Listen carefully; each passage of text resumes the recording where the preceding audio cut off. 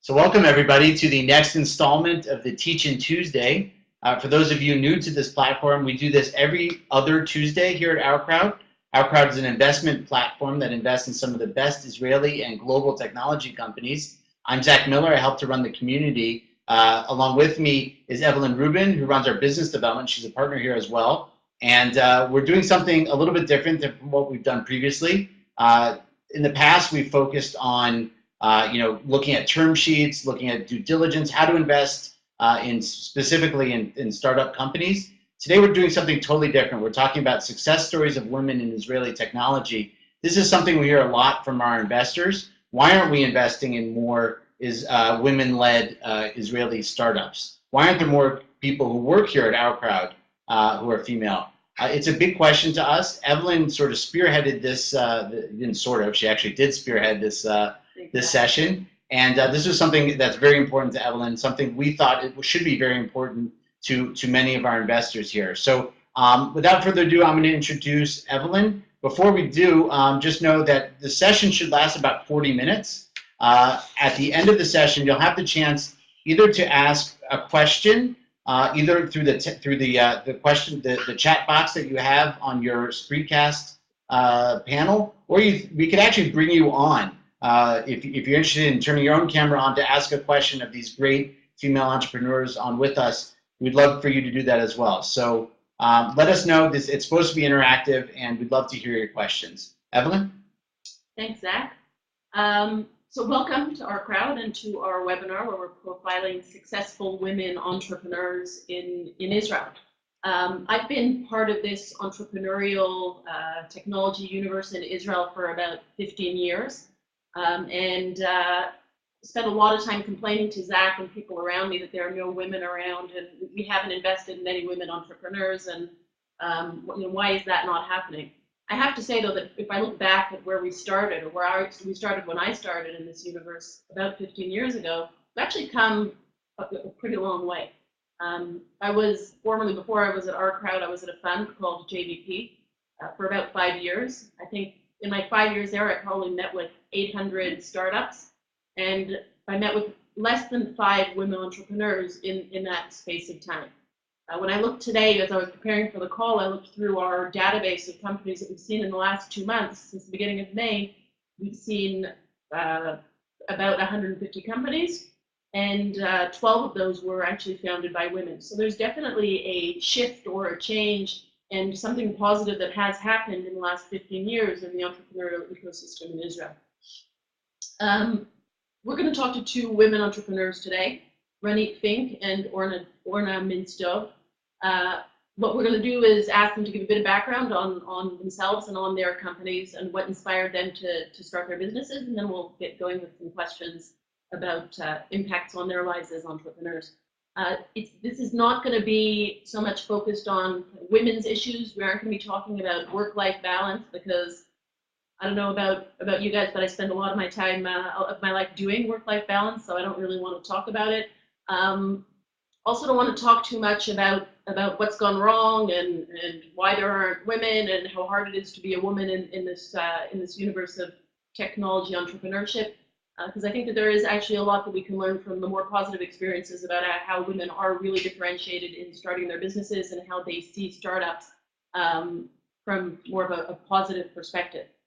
So I think we'll start with Ranit, because Ranit actually hears us and we can hear Ranit, which is a good place to start. Ranit was the co-founder and is the Chief Business Development Officer at a company called Cellrox. Before she started Cellrox, she was the founder and CEO of a company that's called Issue, which specialized in offshore software outsource solutions for high-tech companies. She was an early employee at Chromatis, where JVP, where I formerly worked as an investor, so in a way we're kind of related.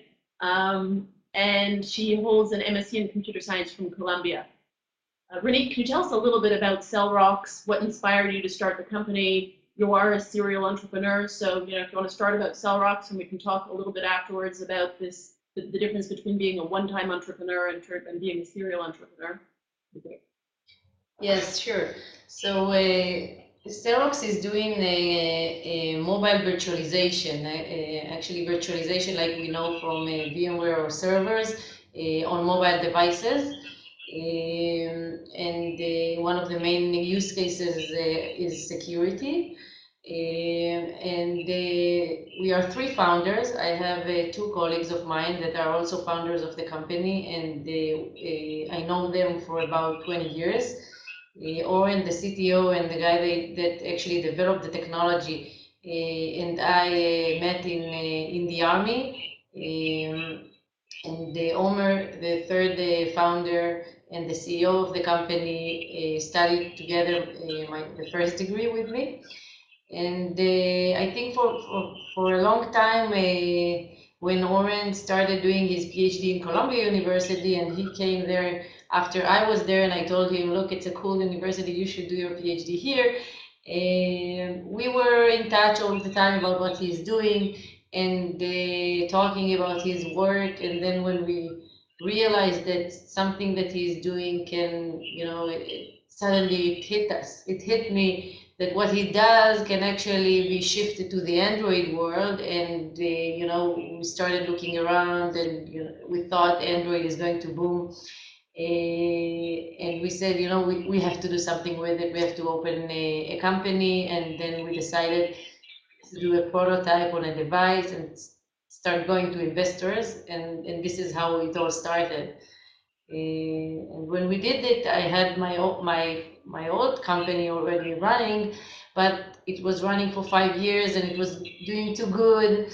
Not too good, but it was doing good. And I felt like, something is missing, some adventure is missing from my life. And it felt good to start all over again, something different a little bit. So today we have a product that we are aiming for the enterprise market, for the security of enterprise, that allows you to run multiple instances of Android, one environment for the enterprise, and alongside an environment for your personal life.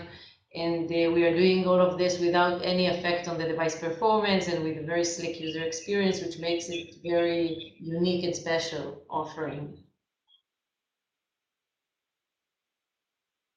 Okay, we're having some trouble getting Orna on the line, so I think we'll just continue with you, Ranit. Sorry for putting you under the spotlight like this. If you look at how, and you obviously worked a lot with men, you have men co-founders alongside you in your business. What would you say as a woman has made you more successful in this universe of being an entrepreneur when you compare your experience to the experience of the men around you? Yeah, I'll just repeat so that I understood your question. You're asking what from my feminine attributes made me a better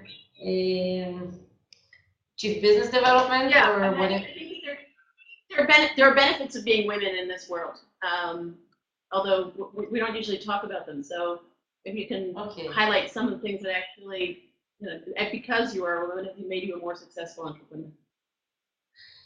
I think when you are a woman and there are not so many women around you, you are different. So you get attention. And if you have the skill set, the social skill set of making something out of the attention that you received, then you have an advantage over other people around you. I'm very good with people, and when I come to events or conferences or VCs, and there are not too many women around, I get some attention, and I know how to use this. So it works for me very well. I'm also doing the business development of the company. I deal a lot with a lot of men, and it's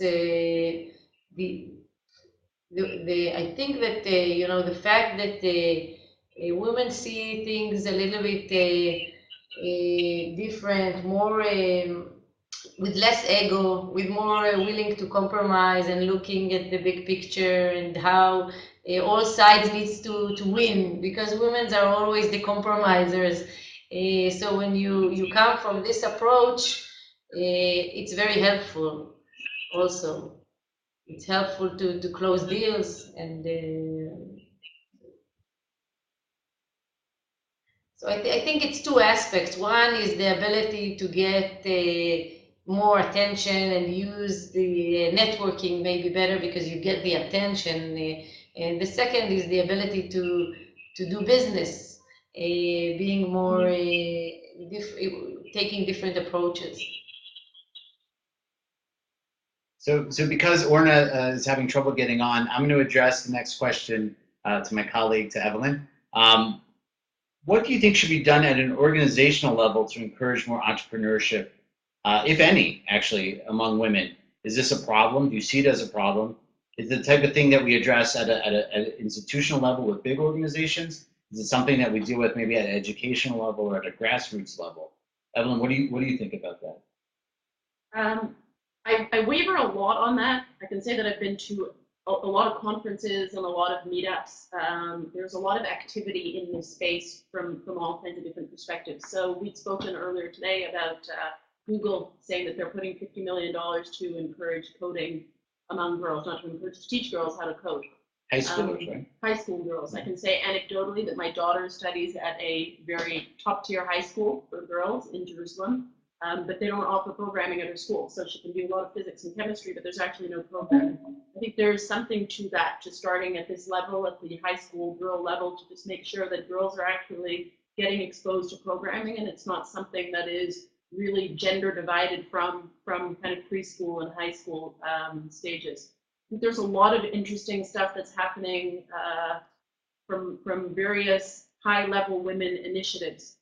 So there's a woman called Lisa Lambert, who's a VP at Intel, who started an organization that's called Upward, I think, and they have meetings. It's not an entrepreneurial focused group, but they focus on women, senior level women in business, and they have meetups once a month, and they talk about issues related to being CXO level woman in tech related. I think they are only focused on tech related businesses. I'm not sure in the U.S. and I think that there is something we can learn from that.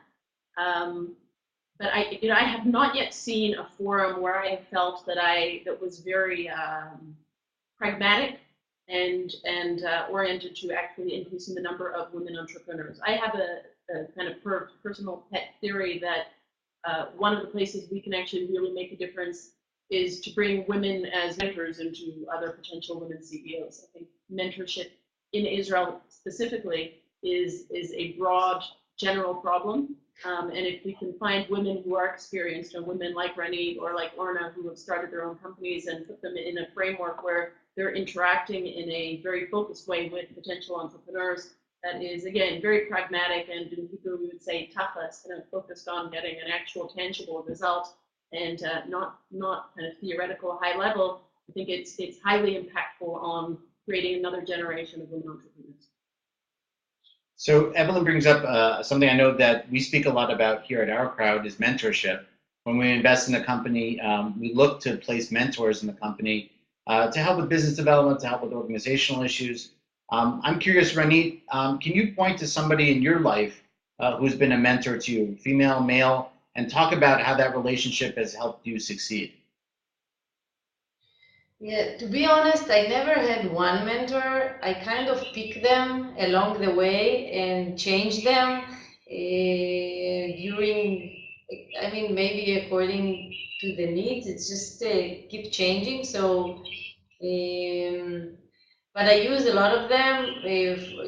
Now one of our advisor in our advisory board is Benny Schneider, who is a serial entrepreneur, and he's being mentor. He's a mentor for me in this current journey. Before I opened my own company in 2004, the first one, it was a friend from that grew up with me, and he didn't even know he was my mentor. But he was a mentor for me, and only a few years after I told him, you kind of been my mentor. And then I also realized that I need to tell these people that I'm inspired by them, and I get assistance from them. And my parents are also people that I are helping, and some other women in the industry, like Orna and some other that, you know, I get to have some kind of communication with them during different periods, and they're very positively helping, and I feel comfortable talking to them and get inspired and get advice. And I'm going to ask you, though, the question that Zach asked me, because I always prefer to kind of pay it forward. Have you been involved in organizations or some type of structure that promotes entrepreneurship or even just broad technological management skills among women that you found to be effective? I was actually involved in one initiatives to encourage women in the high-tech industry, not necessarily as entrepreneur, but also to, you know, to aspire to go into management and managerial levels. It actually closed. I didn't see it very. It wasn't very successful. I think that, you know, I think it needs to come from a younger age.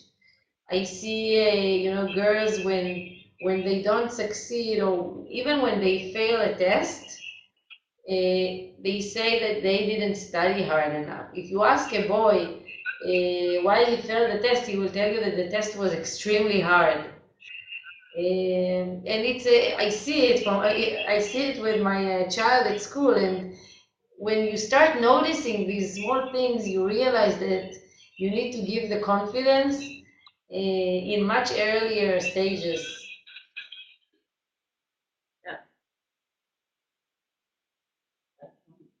Yeah. So you talked about, and it sounds like you're very aware of your ability as a woman in the workplace to sort of get what you want, essentially, in terms of building relationships and building partnerships and stuff like that.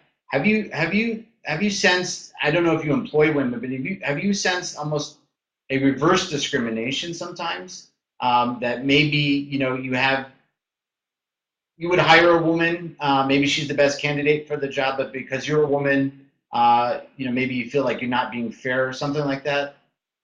I don't know if I was very clear with that question. If I felt it myself, I did. I don't feel comfortable to elaborate on this much, but I have felt it a lot during my career.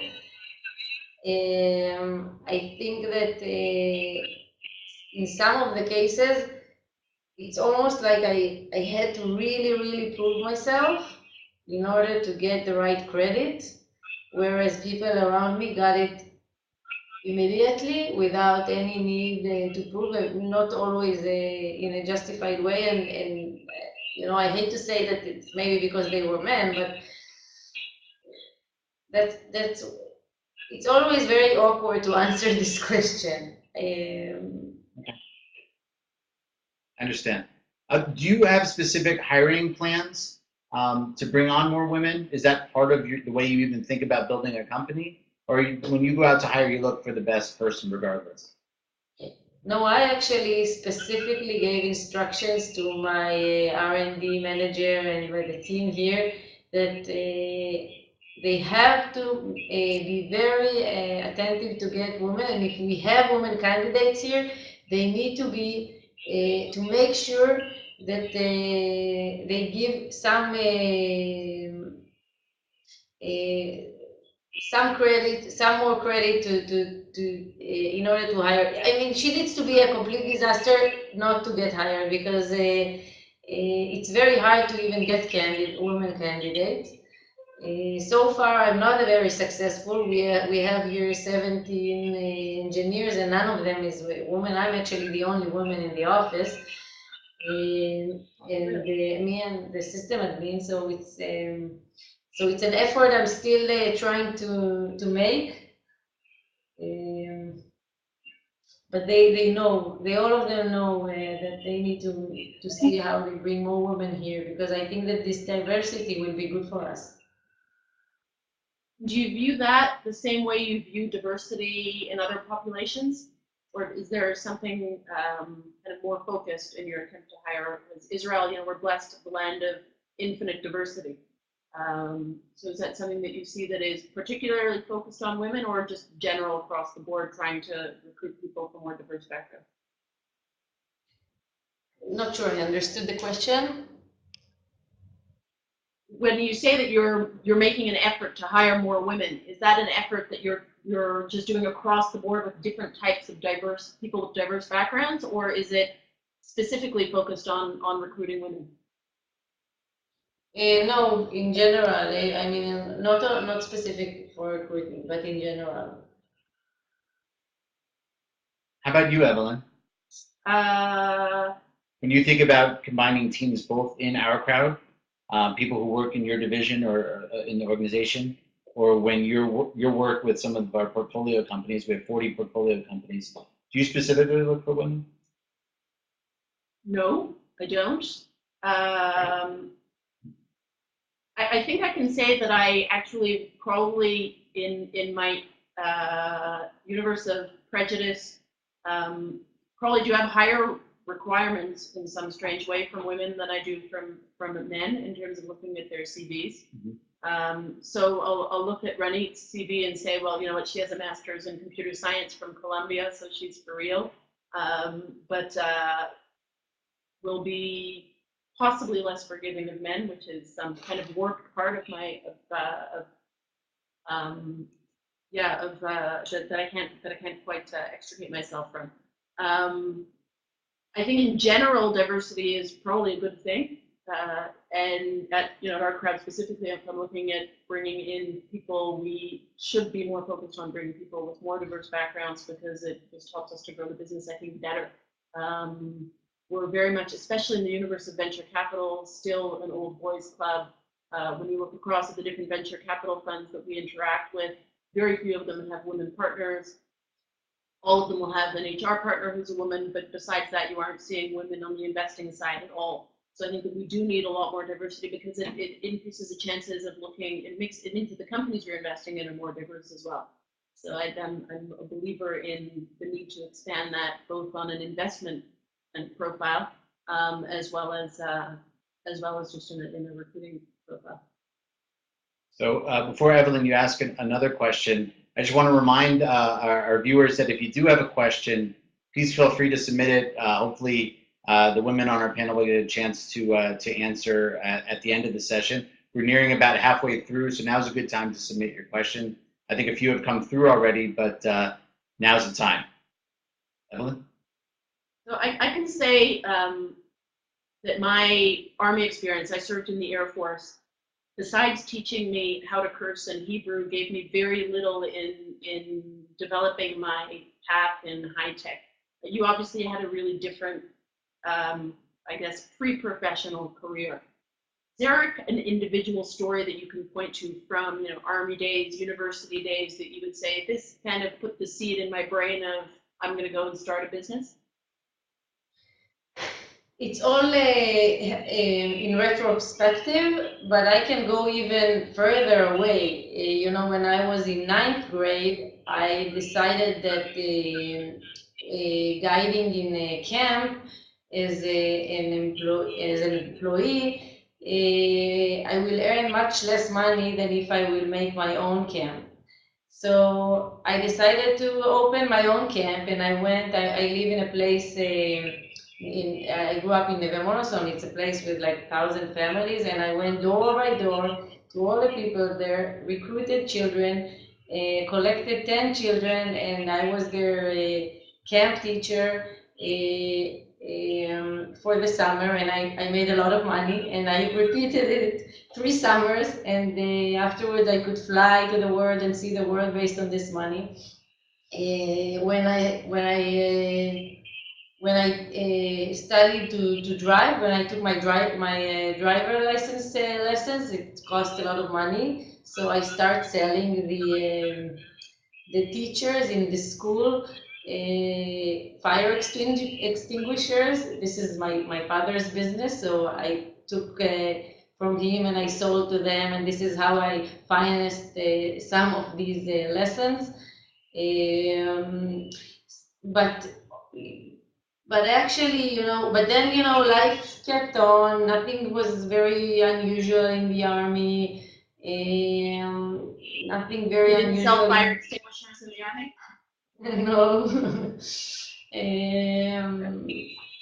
I was doing some computer work in the army, but it wasn't very, I think it wasn't that amazing job that I did there. But when I studied in Colombia, there were a lot of programs that took women, and they, tried to encourage women in the high tech and to be entrepreneurs. And when I came back to Israel, I realized that I actually want to do something on my own. And only when I actually did it, which was, I have to say, against everyone around me. I mean, everyone thought, you're crazy, you need to find work, what are you opening a company, you won't succeed, you will fail. This is what I heard all over. And I said, no, you know what, I'm taking some money aside. If I have a salary, this will be the amount of money, and I'll start my own company. And eventually, not only I succeeded, but it was really when I realized that this is what I love to do, and this is what I want to do, and this is what I should do. But when I look back, I see that the seeds were already there. I just didn't know. It's interesting because when we talk a lot about Israel, startup nation, why Israelis are such great entrepreneurs. Okay, we can go back to the army for a second. We always talk about the army as sowing the seeds and 8200 and all kinds of other amazing projects that kids do when they're 18 and take responsibility for developing major projects, and besides the actual technical expertise that they gain when they're in the army, that allows them to go and start businesses. The flip side, or the other piece of the army, is that it's the great equalizer, and there are a lot of women in the army, or girls, or young women who get same training as men and produce the same type of product as men, have the same opportunity as men, and yet we still aren't seeing them come out of this great equalizer and kind of continuing on the same path that men are continuing. I don't have a real understanding of why that is, although I've been racking my brain about it for a long time and spoken about it with a lot of people. Curious what your thoughts are, if there's a reason for that happening. Maybe I'll tell you the story of my day-to-day, and I think it's a little bit of an insight, because I felt it was very funny that I'm coming to this webinar after such a day. I have 3 children. My little one is 1.5 years old, and I have another boy 5 years old and another girl 8 years old, and my little one is sick. So I left home today at 7:15 to work. My husband stayed with the child, and the babysitter came at 9 a.m. To replace him. But she could stay only until 1 p.m. and we couldn't find any arrangement. So at 12:30, I went back home to stay with the kid, with my child, until 3 p.m. where my mom came to replace me. I had to drive very fast back to Tel Aviv to meet some investors. And then after this meeting came to this office, and I'm going to be home at 9 p.m. It's very hard. Not everyone is willing to do this and to understand the benefit of of all of it, even though some days are like this and they are very hard and you need to compromise and you feel horrible that you're not with your kids, and so I think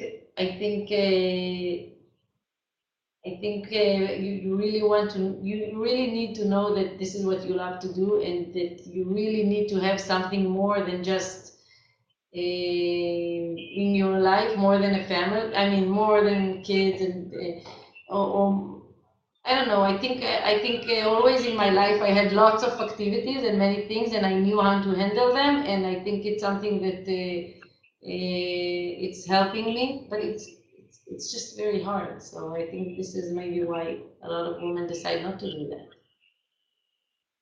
I hope your kid feels better. Do you have something that? Yeah, I think as we're getting to the question section of the webinar, one thing I think we both wanted to ask you, Ranit, is do you think that there is a formal path for women to start their own companies? Sounds like you were a born entrepreneur. You're selling things door to door. You created your own summer camp. Is it something that has to come naturally, or is there something in society and in the school system, whether it's here in Israel or elsewhere, that's clear to take women from point A to point B? Yeah, I don't think I think that there could be a systematic thing that can help, because maybe the main thing is to be persistent, and so the main thing is to give the confidence to women in order to stay and be in the game. I think this is what's harder for women, the support system. So I really think that if we build the right support system, we can actually get more women to go into this and enjoy the experience of this adventure, because after all, it is an adventure. And a lot of women can be very good at it. So I definitely think that you don't need to be born with it. You could be born with it and then you end up doing it, but if there will be a good support system, you can get more women to do that. So, do you have any questions? Message, we've got women on the call who are thinking of starting their own businesses. Your 2 pieces of advice that you would give to 22-year-old woman who's thinking of starting a business. How would you tell her to proceed? Be persistent. Or you can choose a 22-year-old woman or your 8-year-old daughter, either one. Sorry, what? You can choose to address your 22-year-old woman budding entrepreneur or your 8-year-old daughter. Okay. I think the message is not to be shy and to have a lot of confidence in yourself, to be persistent, because this is the main key, and trust your instincts. I think that women have a lot of intuition, very good one. It helps a lot. It helps me a lot. And to remember that at the end of the day, it's a great adventure. It's very fulfilling. It's fun. And it fulfills your life with more things, more experiences, and we are only here once. We need to experience it all and not be afraid. Would you encourage your daughter to start a company though? Yes, what you've been through on the 9 o'clock phone calls from the kid who's saying that their ear is hurting and why can't you answer the phone and why aren't you spending more time and all that? Yeah, I mean, I've had that once or I also fly a lot, so in my last flight I came back and there was a note in the refrigerator for me. It says, "Mom, when you are away one day, for me it's like 2 days or 3 days or 4 days or infinity amount of days. Please change your work." Managers also change their work. Wow. So yeah, I have a lot of discussions with her about this and what are the trade-offs, but what are the benefits that we all as a family get from this, and why she should actually be happy that I'm working and that I have some more things that we can all share. So yeah, I'm already encouraging her. I think she should do that. Great. So it looks like we have a couple questions. I don't know how you want to determine who answers them. We'll start with the first question that came from the audience. You want to put that up? So, have you identified partnering with universities to identify women in science? Yes, We actually do that. We go to universities. Our CTO goes once or twice a year to different universities to give some talks and identify some people. We don't do it specifically to women, but I think it's a good idea. Maybe we should start doing this also. Great.